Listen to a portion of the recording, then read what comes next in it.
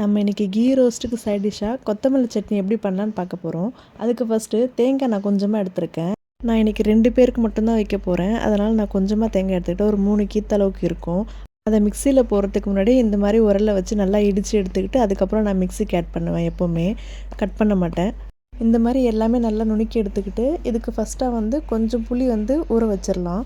நான் கொத்தமல்லி போடுறதுனால கண்டிப்பாக நான் புளி ஆட் பண்ணுவேன். சப்போஸ் உங்கள் மாவும் புளிப்பாக இருக்குது அப்படின்னா புளி ஆட் பண்ண வேணாம். மாவு புளிப்பு இருக்காது அப்படின்னா மஸ்ட்டாக கொஞ்சமாக புளி ஆட் பண்ணுங்கள். டேஸ்ட்டு ரொம்பவே சூப்பராக இருக்கும். அதுக்கப்புறம் நுணுக்கி வச்சுருந்த தேங்காவை ஆட் பண்ணிக்கிட்டு 1.5 ஸ்பூன் அளவுக்கு பொட்டுக்கடலை ஆட் பண்ணிக்கலாம். கூடவே 2 பல்லு பூண்டும் 1/4 ஸ்பூன் அளவுக்கு ஜீரகமும் மஸ்ட் ஆட் பண்ணிக்கோங்க. டேஸ்ட் ரொம்ப சூப்பராக இருக்கும், வாசனையாகவும் இருக்கும். அப்புறம் ஃபைனலாக பாதி வெங்காயம் மட்டும் ஆட் பண்ணிக்கலாம். வெங்காயம் மஸ்ட்டாக ஆட் பண்ணிக்கோங்க, ரொம்ப நல்லாயிருக்கும்.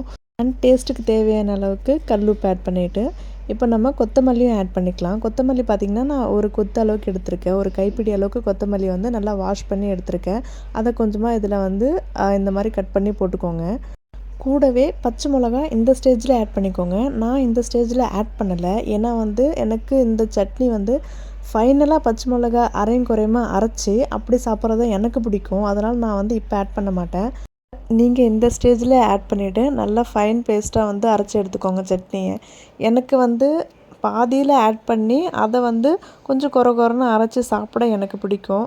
அதனால தான் நான் இதில் இப்போ ஆட் பண்ணாமல் பாதியில் ஆட் பண்ணி நல்லா ஃபைன் பேஸ்ட்டாக அரைச்சி எடுத்துப்பேன். அப்பப்போ லைட்டாக தண்ணி ஊற்றி நல்லா ஃபைனாக அரைச்சி எடுத்துக்கோங்க. இது ஃபைனாக அரைச்சி வந்தால் தான் நல்லாயிருக்கும். எனக்கு நார்மலாக தேங்காய் சட்னியும் பொட்டுக்கடலை சட்னியும் பிடிக்காதுங்க. என் ஹஸ்பண்டுக்கு மட்டும்தான் பிடிக்கும். அதனால தான் நான் பச்சை மிளகாவை இந்த ஸ்டேஜில் ஆட் பண்ணிவிட்டு கொஞ்சம் அரையும் குறையுமா அரைச்சி அது ஒரு பச்சை மிளகா சட்னி மாதிரி வச்சு சாப்பிடுவேன். இப்போ இதுவுமே நல்லா கிரைண்ட் ஆகி வந்துருச்சுங்க.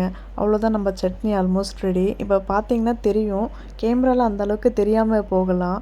பட் அந்த பச்சை மிளகா அங்கங்கே கொஞ்சம் இருக்கும். அது எனக்கு ரொம்ப பிடிக்கும் அப்படி இருக்கிறது. ஸோ இப்போ இது ஒரு பவுலில் ட்ரான்ஸ்ஃபர் பண்ணிவிட்டு இதை தாளிச்சிடலாம். அதுக்கு ஒரு பேன் வச்சுட்டு 2 ஸ்பூன் அளவுக்கு எண்ணெய் விட்டுட்டு அது ஹீட் ஆனதுமே 1 ஸ்பூன் அளவுக்கு கடுகுளுந்து போட்டுக்கிட்டு கடுகுளுந்து நல்லா பொரிஞ்சு வந்த பிறகு 1/4 ஸ்பூன் அளவுக்கு சீரகம் கருகக்கூடாது. சீரகம் போட்ட உடனே அது கொஞ்சம் பொரிஞ்சதுமே ஆஃப் பண்ணிவிட்டு ஒரு கொத்து கருவேப்பிலை போட்டுட்டு இதை இதில் போட்டு மிக்ஸ் பண்ணிக்கலாம். அவ்வளோதாங்க, நம்ம டேஸ்டியான கொத்தமல்லி சட்னி ரெடி. இப்போ இது தோசைக்கோ இல்லை இட்லிக்கோ வச்சு சாப்பிட்டிங்கன்னா ரொம்ப சூப்பராக இருக்கும். ஃபஸ்ட்டு என் பையனுக்கு தோசை ஊற்றி கொடுத்துட்டு இதை வச்சு கொடுத்துட்டோன்னா ரொம்பவே லைக் பண்ணி சாப்பிடுவான். கொத்தமல்லி சட்னிக்கு பெஸ்ட்டு மெயின் டிஷ் என்னென்னா கீ ரோஸ்ட்டு தாங்க.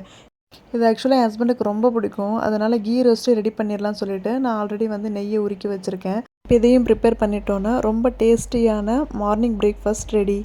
கண்டிப்பாக நான் சொன்ன ப்ரொப்போர்ஷனில் நீங்களும் ட்ரை பண்ணி பாருங்கள். ட்ரை பண்ணி பார்த்துட்டு எப்படி இருந்துச்சுன்னு கண்டிப்பாக கமெண்ட் பண்ணுங்கள்.